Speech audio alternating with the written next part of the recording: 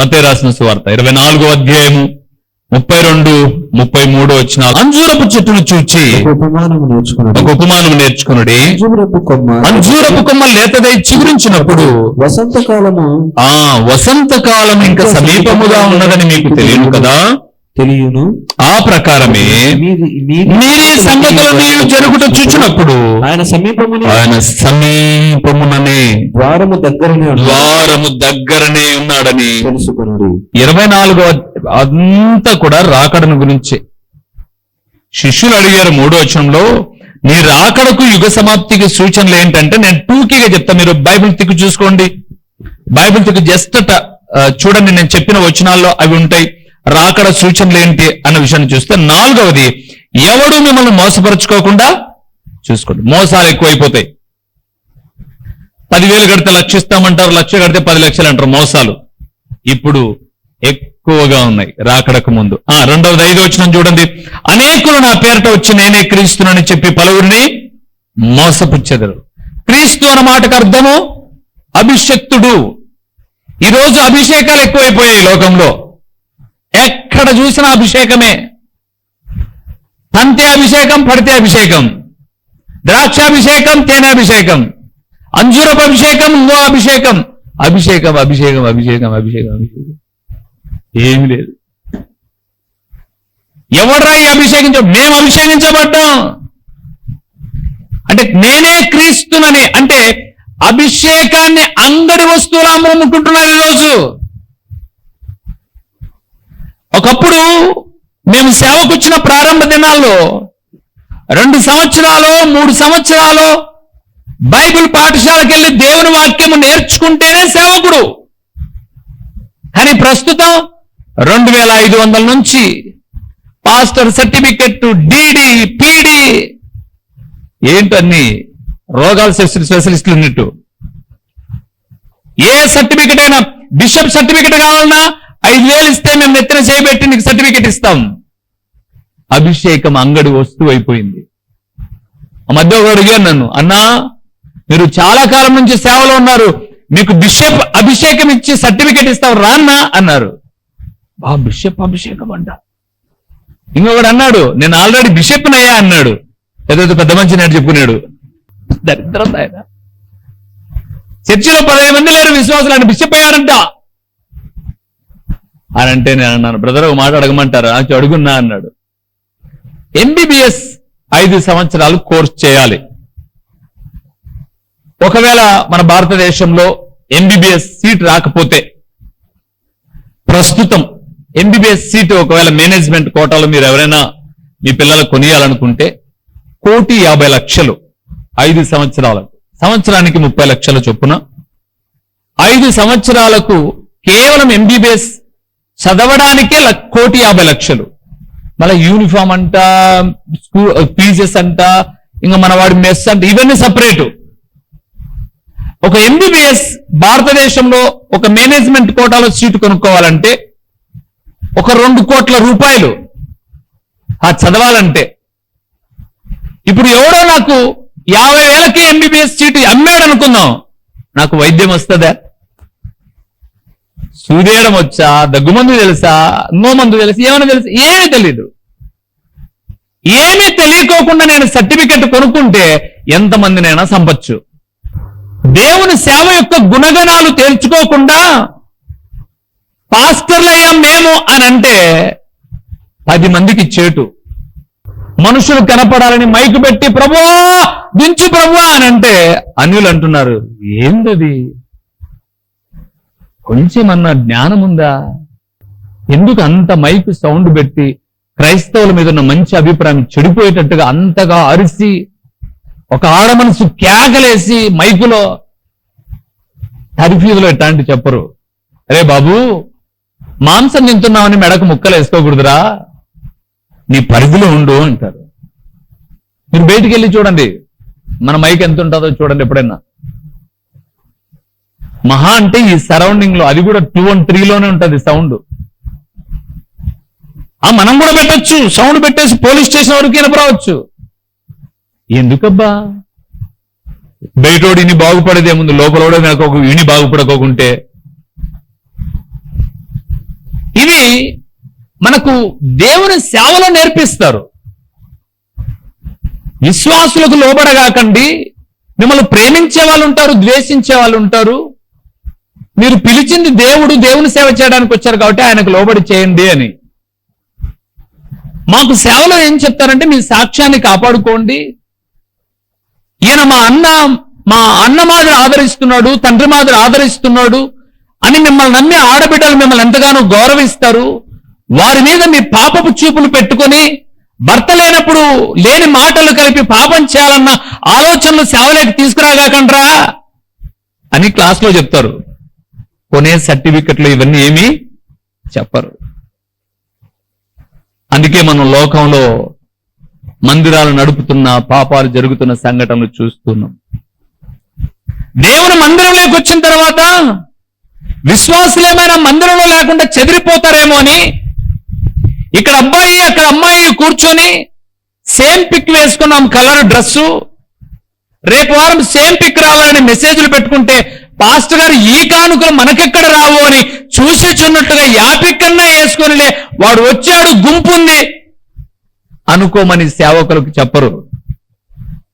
నీ బిడ్డ అయితే ఎట్లుంటావురా నువ్వు, గద్దించు వెంటనే, ఆ తప్పు రిపీట్ కాకుండా. వాడు మందిరానికి రాకపోతే పోయాడు, కానీ మందిరానికి గబ్బులు ఎత్తారా అని చెప్తారు. మాకు కొనే సర్టిఫికెట్లు ఇట్లాంటివేమీ చెప్పరు. అందుకే నేనే క్రీస్తును అంటే అభిషేకాన్ని అమ్ముకునేవాళ్ళు. నన్ను అడిగితే బ్రదర్ 5,000కి సర్టిఫికెట్ అయితే వస్తుంది, కానీ సమయోచితమైనటువంటి జ్ఞానాన్ని వాళ్ళు నేర్పించలేరు. అమ్ముకునే సర్టిఫికెట్లు నాకెందుకు, నేను ఒక సేవకుని, నా బిడ్డలతో పాటు వాళ్ళు చేసే పనులు నేను చేస్తా. అయినా మా పిల్లలు నేను కొన్ని చేసేటప్పుడు అన్న మీరు కూర్చోండి అన్న అని చేయరు, నన్ను చేయనీరు, సేవకురాలను చేయనీరు. కాబట్టి మేము సేవకులం అంతే. మీరు లోకంలో కొన్ని చోట్లకి వెళ్తే సేవకురాలు వెనకలు కూర్చొని ఫోన్ చూసుకుంటా ఉంటారు, కుర్చీలలో కూర్చొని. ఇక్కడ మేమెక్కడ కూర్చుంటాం ఆలోచించండి. మేమెక్కడ కూర్చుంటాం, సేవకురాలు ఎక్కడ కూర్చుంటది? నా సీట్ ఎలాగుంటది, వాళ్ళ సీట్లు ఎట్టున్నాయి, నా సీట్లు ఎట్టే ఉన్నాయి. సమానత్వాన్ని చాటుకోవడం ఇక్కడ. నేనేదో ఇక్కడ ఒక సోఫా వేసుకొని ఫోన్ వస్తుంటే ఇప్పుడే ఫస్ట్ పాయింట్ చెప్పిన, రెండో పాయింట్ చెప్తాండు అని చెప్పుకుంటా అని నేను చెప్పుకుంటా ఉంటే మీరు నిక్కర్లు వేసుకొని వచ్చి కూర్చుంటారు ప్రార్థనలో. అభిషేకం అనేది అంగట్లో దొరికే వస్తువు కాదు, కానీ రాకడకు ముందు అంటే ఆయన సమీపంగా ఉన్నప్పుడు జరిగే విషయాలు ఇవన్నీ. 5వ వచనం చూశారు కదా. ఇప్పుడు 8వ వచనం చూడండి, 24వ అధ్యాయంలోనే ఉన్నాం మనం. 8వ వచనం, మీరు యుద్ధములను గురించి యుద్ధ సమాచారముల గురించి వినబోదురు, మీరు కలవరపడుకోకుండా చూచుకోండి. 3వది, ఆయన సమీపంగా ఉన్నప్పుడు జరిగే కార్యాలు చెప్తున్నాం అన్నమాట. 24వ అధ్యాయంలో యుద్ధములు, యుద్ధ సమాచారాలు. అబ్బా, ప్రస్తుతం ఎన్ని జరుగుతున్నాయి. యుక్రెయిన్ రష్యా జరిగేటప్పుడు పెద్ద సమస్య ఏం లేదు కదండి. యుక్రెయిన్ రష్యా జరిగేటప్పుడు, యుద్ధం జరిగేటప్పుడు సమస్య ఏం లేదు. కానీ ఇరాన్ ఇజ్రాయెల్, ఇరాన్ అమెరికా యుద్ధం స్టార్ట్ అవ్వగానే మళ్ళా కిరోసిన్ పొయ్యిలు బయటకు వచ్చినాయి, కట్టెల పొయ్యిలు బయటకు వచ్చినాయి, మనుషుల్లో దడ ప్రారంభమైంది. రకరకాలైన ఆలోచనలు. ఎందుకు అనంటే ఆ ఇరాన్ వాళ్ళు ఇంటి పక్కలోనే ఉందని అర్మూజ్ నదిని మూసేసినారంట. వాళ్ళు మూస్తే గ్యాస్ రాదు. మీకు రాదు గ్యాసు, మీకు మామూలు టౌన్లో దొరికే గ్యాస్ చెప్తున్నా నేను, వస్తుంది కదా. అయినా మనసులో భయం, ఈ యుద్ధం ఎక్కడ దాకా వెళ్ళిపోతుందని. 100 రూపాయల నూనె ప్యాకెట్ జమ్ మన పైకి వెళ్ళిపోయింది. అన్ని లాస్ట్ కు దారపు చెండు కొందామని పోతే యుద్ధం అన్నా అంటాడు. ఈ దారపు చెండుకి ఏమి యుద్ధం? ₹1.5 దారపు చెండుకి ఏమి యుద్ధం? పెంచేశాడు అంతే. ఆయన సమీపంగా ఉన్నప్పుడు రాకడ ముందు యుద్ధ సమాచారం. 8వ వచనం, అక్కడక్కడ కరువులు, భూకంపాలు కలుగును, ఇవన్నీ వేదనలకు. 7వ వచనం మర్చిపోయాం, జనము మీదికి జనము, రాజ్యము మీదికి రాజ్యం. యుద్ధాల గురించి వింటున్నాం. జనము మీదికి జనం. ఏ జనం? మనం ఏమనుకున్నాం? ఇజ్రాయెల్ మీదకి ఇరాన్, ఇరాన్ మీదకి ఇది అది అని అనుకున్నాం. అవసరంలే. మన ఇళ్లలోనే జనాలు ఒకరి మీదకి ఒకరు లేచేశారు. తర్వాత 8వ వచనాన్ని చూస్తున్నప్పుడు ఏమన్నాడు? అక్కడక్కడ కరువులు, భూకంపాలు.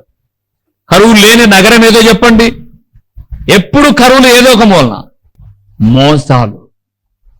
మోసాలు చేసే వాళ్ళే బాగున్నారు. ఇప్పుడు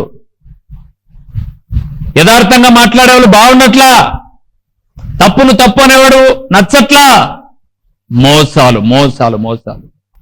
మీ ఇంటికి ఎవరైనా వచ్చి దేవుడే పంపించాడు నన్ను, ఆ మూల ఉండాల్సిన సోపాయి పక్కకు జరుపు, అయ్యా ఇప్పుడు జరుపుతాంయా, అరే ఈ పక్క పెట్టుకుంటే అడ్డం ఉండదనే ముందు పెట్టుకునే పక్క, ఈ పక్క ఇప్పుడే జరుపుతాంయా. జరిపారు. సోఫా జరిపిన తర్వాత ఇంటి ముందు చెట్టు నీడబడుతుంది. మీకు ఇంటి ముందు చెట్టు నీడబడితే మేలే కదా, చల్లగా ఉంటుంది. లేదు, ఈ వాకిలు తీసి వెనకలు పెట్టు. దేవుడు ఏంటి దేవుడు ఇట్లా అని చెప్తాడా? బతుకు మార్చుకోరా అని చెప్తాడు దేవుడు. సోఫా జరుపు, చెట్టు నరుకు, ఆ పొట్లిని కొయ్యి, ఎట్లా అని చెప్పడు. ఇవి ఆయన సమీపంగా ఉండేటప్పుడు జరిగేవి చెప్పాడు ఆయన. 24వ అధ్యాయంలో ఇంటికి పోయిన తర్వాత చదువుతారు మీరు. తర్వాత మళ్ళా 12వ వచనానికి వద్దాం. ఇప్పుడు అక్రమము విస్తరించుట చేత అనేకుల ప్రేమ ఏమైపోతుంది? చల్లబడిపోతుంది. అక్రమము విస్తరించుట చేత నీలో లోపం పెట్టుకొని మేము చెప్పే మాటలకు భిన్నంగా ప్రేమకు ప్రతిగా ద్వేషాన్ని మీరు పోసుకుంటున్నారు. అవసరం ఉన్నప్పుడే ఒకలాగా, అవసరం తీరిపోయిన తర్వాత ఒకలాగా. ఏంటి? నీ అక్రమాన్ని ఎవరు ప్రశ్నించకూడదు, నీ తప్పిదాన్ని ఎవరు ప్రశ్నించకూడదు. నేను ఎప్పుడు ఒక మాట అంటాను, ఆడబిడ్డలారా వినండి బాగా. తరంగానోడో తరమైనోడో, మంచోడో చెడ్డోడో, ఎలాంటోడో, భర్త ఉన్నప్పుడు కుటుంబానికి తల ఉన్నట్టు, భర్త ఉండడము కుటుంబానికి తల ఉన్నట్టు. ఆ భర్త ఉన్నప్పుడు నోటికి అదుపులాగా నడుముసుకో, పెళ్లి చేసుకునేక సాకాలం తెలుదు, ఎందుకు చేసుకున్నావు నన్ను? ఇది ఒక ఎర్రి గొర్రె. ఇంకా నోరు మాట్లాడదు. అంతే. ఇంకా వెనకమ్మడితే యజమాని యొక్క కర్తవ్యాన్ని మర్చిపోయేసి, ఆ మధ్య మీకు ఒక మాట చెప్పాను, గుర్తుందో లేదో, 50 సంవత్సరాల దాంపత్య జీవితము కొనసాగినటువంటి భార్యాభర్తలు పెళ్లి వేడుక జరుపుకుంటున్నారంట. అందరూ బంధువులు, రక్త సంబంధికులతో పాటు ఆ ఊర్లో వాళ్ళందరూ 50 సంవత్సరాలు ఎట్లా పూర్తి చేసినారు, ఇట్స్ వండర్ఫుల్ అని చెప్పేసి అయిపోయిన తర్వాత వాళ్ళ బంధువుల్లోనే కొంతమంది విలేకరులు ఉంటే, అంకుల్ మిమ్మల్ని ఇంటర్వ్యూ చేస్తాం మేము అని చెప్పారు. చేయనైనా ఏంటి అని అంటే, 50 సంవత్సరాలు మీ మధ్య గొడవలు లేవా? బోలెడన్ని ఉన్నాయి నాయన. ఎట్లా ఇన్ని రోజులు మీరు సక్సెస్ఫుల్ జర్నీ చేయగలిగారు అని అన్నాడంట. ఆయన చెప్పాడంట, పెళ్ళైన కొత్తలో మా భార్యకు నోరు ఎక్కువ అని తెలిసింది నాకు. తెలిసింది. అప్పుడు నేను ఒకే నిర్ణయం తీసుకున్నా, మా భార్యకు కోపం వచ్చిన ప్రతిసారి బజార్లో తిరిగి ఇంటికి రావాలనుకున్నా. కాబట్టి ఈమె కోపగించుకునే ప్రతిసారి బజార్లో తిరుగుతూ ఉంటా, ప్రేమగా ఉన్నప్పుడు ఇంటికి వస్తా. చాలా సంతోషం అంకుల్, ఆంటీ కోపం వచ్చిందంటే, కోపం వచ్చింది కాబట్టి 50 ఏళ్ల నుంచి బయట తిరుగుతాడని అన్నాడంట. ఆమెకు ఎప్పుడు కోపం కాబట్టి 50 ఏళ్ల నుంచి ఎప్పుడే బయట తిరుగుతానే ఉండా. ఒక అర్ధగంట వాకింగ్ చేస్తేనే ఆరోగ్యంగా ఉంటే 50 ఏళ్ల నుంచి తిరుగుతున్నాను ఆయన బయట, ఎంత ఆరోగ్యంగా ఉన్నానో చూడు. ఈరోజు లోకంలో అందరి మీదకి తెగ రౌడీలు మాదిరి మాట్లాడతారు. బయట అంతా పులులు, ఇంట్లో మాత్రం అరే అక్రమాన్ని అక్రమం అని ప్రశ్నించలేం. ఇది క్రమం కాదు కదా. అన్నదమ్ములో, అక్క చెల్లెల్లో, లేకపోతే రక్త సంబంధికులో, బంధువులో, దేవుని సేవకులో ఎవరో మాట్లాడుతూ ఉన్నప్పుడు ఒక పురుషుడుగా నీ వ్యక్తిత్వం ఏమవుతుంది? ఇది క్రమమా కాదా అన్నప్పుడు నీ వ్యక్తిత్వం ఏమవుతుంది? నా భార్య నాకు చెప్పిందని చెప్పేసి విశ్వాసంలో తిట్టుకుంటూ వాళ్ళొద్దు వీళ్ళొద్దు అని నేను ఆమె హ్యాండ్ ఓవర్లో ఉండాలా, దేవుని హ్యాండ్ ఓవర్లో ఉండాలా? ఆలోచించేయండి ప్రియులారా. అక్రమాన్ని విస్తరించడం ద్వారా ప్రేమ ఏమైపోతుంది? చల్లబైపోతుంది. అందుకే అన్నదమ్ముల మధ్య ప్రేమలు లేవు, అక్క చెల్లెల మధ్య ప్రేమ లేవు, తోడి కోడల మధ్య ప్రేమలు లేవు, అత్త కోడల మధ్య ప్రేమలు. ఏంటి? ఈమె ఆమెను గద్దిస్తే ఓర్చుకోదు, ఆమె ఈమెను గద్దిస్తే ఓర్చుకోదు. అట్లే ఉండాలి ఆమె ఉద్దేశం. లాస్ట్కి ఏమైపోయిందంటే వీళ్ళు వాళ్ళ రూట్లోకి వెళ్ళిపోయారు. ఇంకా వాడు ఎట్టు మన మాట అన్నట్టు మన మాట కూడా మనం ఆ రూట్లోకి వెళ్ళిపోదాం. ఆ రూట్లోకి వెళ్ళిపోవడం తెలుసు కానీ దేవుని రూట్లో నడవడం మాత్రం తెలియదు మనకు. రాకడకు ముందు అక్రమము విస్తరిస్తే అనేకుల ప్రేమ చల్లబడిపోతుంది అన్నాడు. అంతేనా? తర్వాత చూడండి మీరు 14వ వచనంలో, ఈ రాజ్య సువార్త సకల జనములకు సాక్షార్థమై లోకమంతా సువార్త ప్రకటించబడుతుంది. ఏం పిల్లలు? ప్రతిరోజు వాట్సాప్ లో, ఫేస్బుక్ లో, ట్విట్టర్ లో, ఇన్స్టాగ్రామ్ లో ప్రతి దానిలో వాక్యం వెళ్తుంది. కానీ మీరు వాక్యం చూడరు. ఏం చూస్తారు? రీల్స్ కదా, వాక్యం చూడరు మీరు. ఎవడు వాక్యం చూసి వాక్యం షేర్ చేయడు. అమ్మాయి అబ్బాయిని గిల్లినేది, ఆ అబ్బాయి అమ్మాయిని గిల్లినేది, వీళ్ళిద్దరిని కాలుతో దాన్ని బయట పెట్టినేది ఎందుకురా? రాజ్య సువార్త ప్రకటించడానికి దేవుడు మనకు మంచి సాధనాలు ఇచ్చాడు. దాన్ని మనం 10గురికి పంపించేసి దేవుని వాక్యంలో ఒక అన్యుడు తనకు నచ్చినటువంటి దాన్ని పోస్ట్ చేస్తే, ఒక దేవుని బిడ్డ దేవుని వాక్యాన్ని నువ్వు పోస్ట్ చేస్తే నీ ఫ్రెండ్స్ల మనసులు కూడా మారుతాయి. అరే మనమేం పంపిస్తున్నాం, వాడేం పంపిస్తున్నాడు, వాడు మన రూట్లో లేడు, వాడు వద్దు అని అనుకుంటారు, లేదా నీ రూట్లోకన్నా వస్తాడు. కానీ నువ్వేం చేస్తున్నావు? నువ్వు మన రూట్లోకి వెళ్ళిపోతున్నావు. వాడు పంపించిన ఎకిలి వేషాలకు కామెంట్ పెడుతున్నావు, లైక్ కొడుతున్నావు, నీ జీవితాన్ని నాశనం చేసుకుంటున్నావు. రాజ్య సువార్త ప్రకటించబడాలనేది దేవుని ఆలోచన, నీ ఇష్టానుసారంగా జీవించడం నీ ఆలోచన. తర్వాత 20వ వచనాన్ని చూడండి, చాలా చక్కటి విషయాలు రాయబడి ఉన్నాయి. అప్పుడు మహాశ్రమ కలుగును, మీరు పారిపోవుట చలికాలమందైనను విశ్రాంతి దినమందైనను సంభవించకుండాలని ప్రార్థించండి. శ్రమలు ఆ మధ్యకాలం మనం చూసాం. మణిపూర్ ఆడబిడ్డలను చెరిచేశారండి. అక్కడికి వెళ్ళినటువంటి బందోబస్తుకు వెళ్ళినటువంటి వాళ్ళు చెరిచేశారు. నీ దేవుడు అంత గొప్పోడా? నిన్ను చెరిస్తే ఎవరే దిక్కు నీకు? చెరిచేశారు.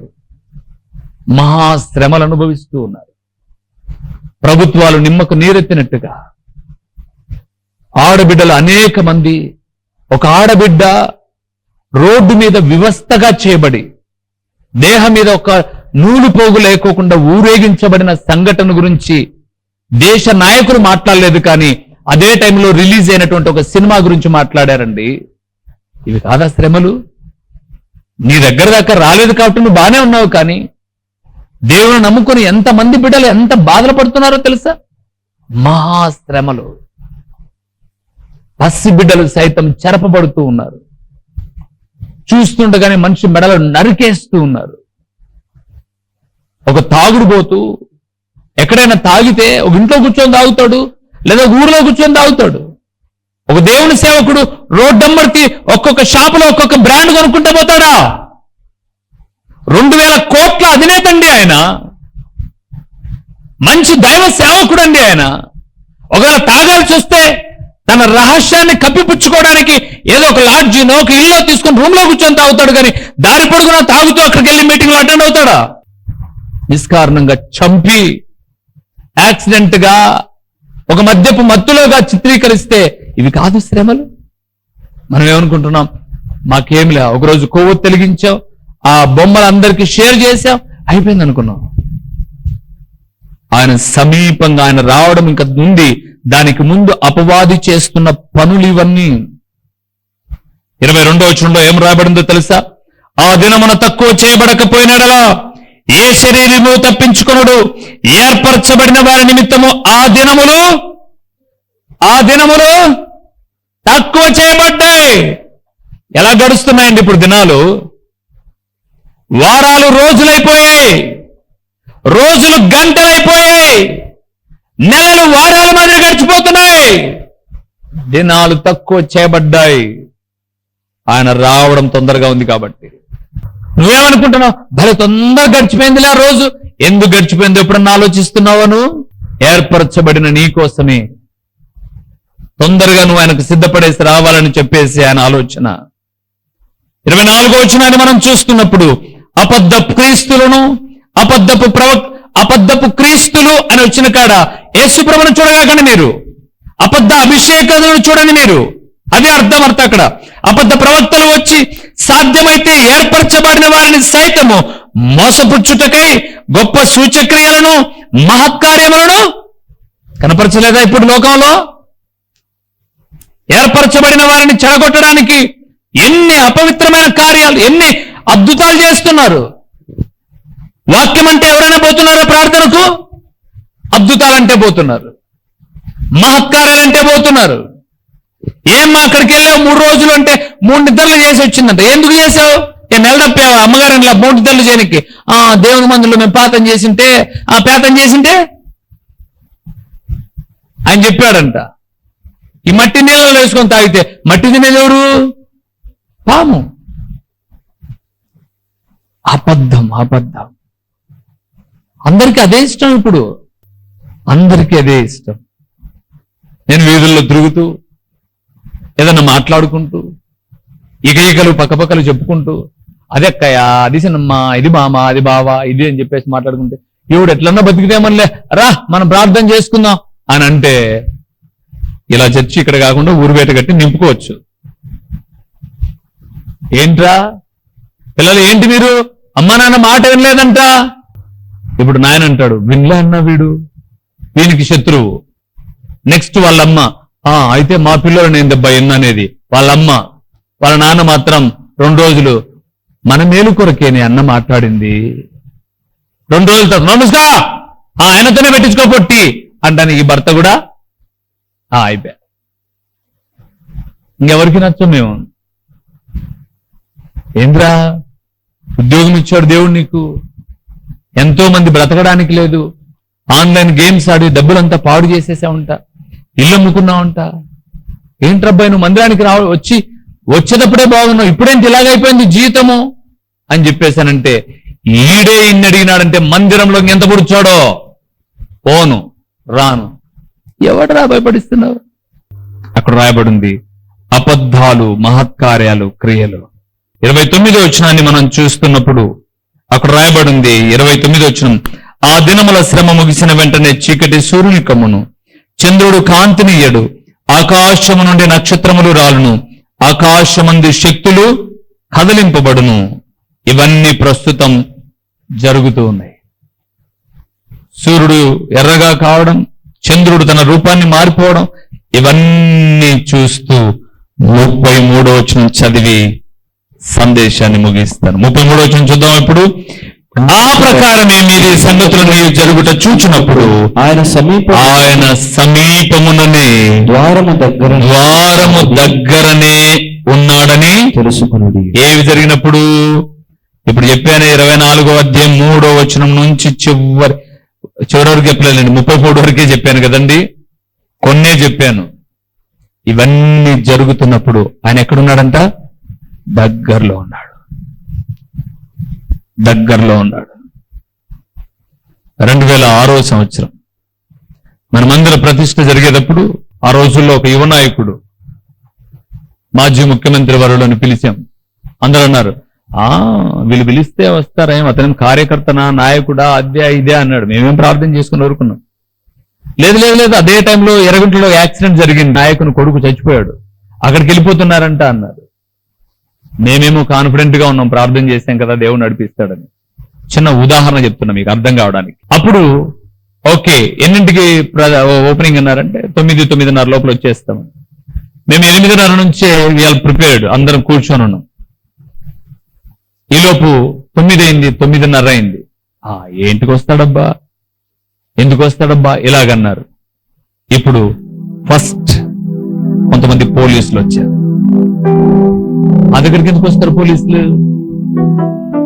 వాళ్ళు వచ్చారు, చుట్టూ ప్రదేశాలు సెర్చ్ చేశారు. వాళ్ళ వెనకల బాంబు స్క్వాడ్ వచ్చింది, మందిరంలో చెక్ చేశారు, చుట్టుపక్కల చెక్ చేశారు. ఇవన్నీ దేనికి సంకేతాలు? నాయకుడు వస్తున్నాడు. ఒక నాయకుడు వస్తున్నాడు కాబట్టి అటాక్స్ ఏమి జరగకూడదు కాబట్టి ముందుగానే కొంత పోలీస్ బందోబస్తు. ఎందుకంటే అప్పుడు ముఖ్యమంత్రి కుమారుడు ఆయన, ఉభయ రాష్ట్రాలకు కొంతమంది పోలీసులు వచ్చారు. తర్వాత బాంబు స్క్వాడ్ వచ్చింది, తర్వాత రోప్ స్క్వాడ్ వచ్చింది, తర్వాత నాయకుడు వచ్చాడు. ఆయన రాబోతున్నాడు. రావాల్సిన యుద్ధాలు వచ్చాయి, భూకంపాలు చూస్తున్నాం, అక్రమాలు విస్తరిస్తున్నాయి, అబద్ధాలు ప్రబలిపోతున్నాయి, మోసాలు అధికమైపోతున్నాయి, ప్రేమ ఆప్యాయతలు లేవు. ఒకప్పుడు కలిసి ఉండేవాళ్ళం, కలిసి మాట్లాడుకునే వాళ్ళం. మనిషిని చూస్తే మెడలప్పుడు వచ్చినాడు ఇటు పక్కన పెట్టేట్టుగా పెడతాను. ఇప్పుడంతా రోజులన్నీ మారిపోయాయి. ఎందుకు? ఆయన సమీపంగా ఉన్నాడు. నిజమైన విశ్వాసులు మాత్రమే నిలిచి ఆయన పాదాలు పట్టుకొని ఉంటారు. బిడ్డలారా, ఆయన సమీపముగా ఉన్నాడు కాబట్టి మొరపెట్టండి, ప్రార్థన చేయండి, ప్రభు సహాయాన్ని కోరండి, నిజంగా మొరపెట్టండి, కృతజ్ఞులై ఉండండి, కృతజ్ఞులై ఉండండి. మీరు ఇక్కడ ఏమి నేర్చుకున్నారు? దేని మీద పునాది వేసుకున్నారు? ఆ పునాది మీద కట్టబడండి. అంటే ఇక్కడ అరిస్తే ఇంకో చోటుకి వెళ్తావు, అక్కడ అరిస్తే ఇంకో చోటుకి వెళ్తావు, అక్కడ అరిస్తే ఇంకో చోటుకి వెళ్తావు, అక్కడ అరిస్తే ఇంకో చోటుకి వెళ్తావు. నాశనం అయిపోయిందంత తిరుగు. అంటే నీ ఇష్టం జరగాలి, దేవుని ఇష్టం వద్దు. భయంకరంగా హింసిస్తూ ముఖం మీద ఎంగిలి తుఫాను ఎమ్ముతూ పిడిగుద్దులు గుద్దుతూ ఉంటే యేసు ప్రభు అన్నాడు, తండ్రి నీ చిత్తమే నెరవేరును గాక, నా చిత్తం వద్దు. మనం ఆయన సమీపంగా ఉన్నప్పుడు కృతజ్ఞత.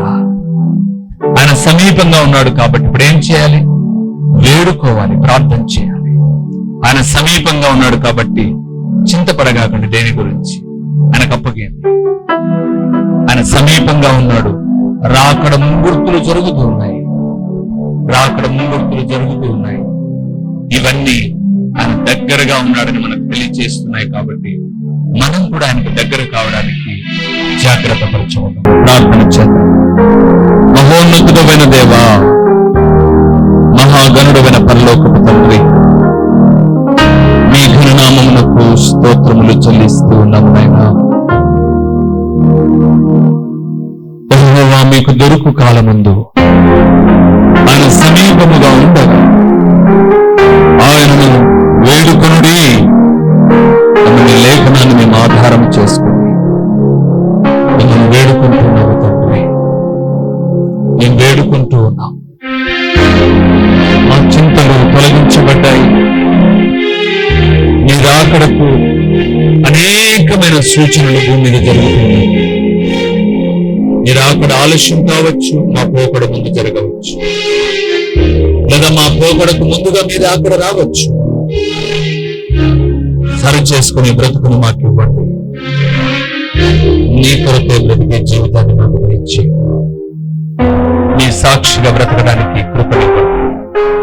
మా ఆత్మీయతను, మా విశ్వాసాన్ని చెడగొట్టేవి ఎన్నో ఎదురైనప్పుడు, మా అక్రమాలను ప్రశ్నించినప్పుడు, విరోధంగా తయారైనటువంటి అపవిత్రమైన క్రియలను నజరేయుడైన యేసు నామములో లయపరచి మీరు మాత్రమే మహిమ పొందుమని, మీరు మాత్రమే ఘనత పొందుమని విన్న వాక్యాన్ని నీరు కట్టి ఫలింపచ్చి అడగవలసిన విషయాలు ఎన్నో ఉన్నాయి. అడుగుటకు ఇది సమయం కాక అడుగుటకు మరొక అవకాశం ఇవ్వండి. అడిగిన వాటిని దయచేయండి, మరిచిన వాటిని అందించి మీరు మహిమ పొందుమని యేసు నామములో అడిగి పొంది నాము తండ్రి, ఆమేన్. మా చిరునామా దైవజనుడు బ్రదర్ ఓ రూబేన్ గారు, క్రీస్తు ప్రార్థనా మందిరం, డోర్ నెంబర్ 1-10-386, నగరిగుట్ట, పులివెందుల, కడప జిల్లా.